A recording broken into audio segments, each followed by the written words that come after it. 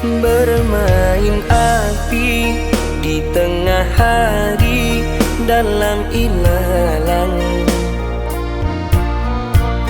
bagaikan mengusik hubungan orang walau dilarang. Tunggulah nanti di masa depan, tiada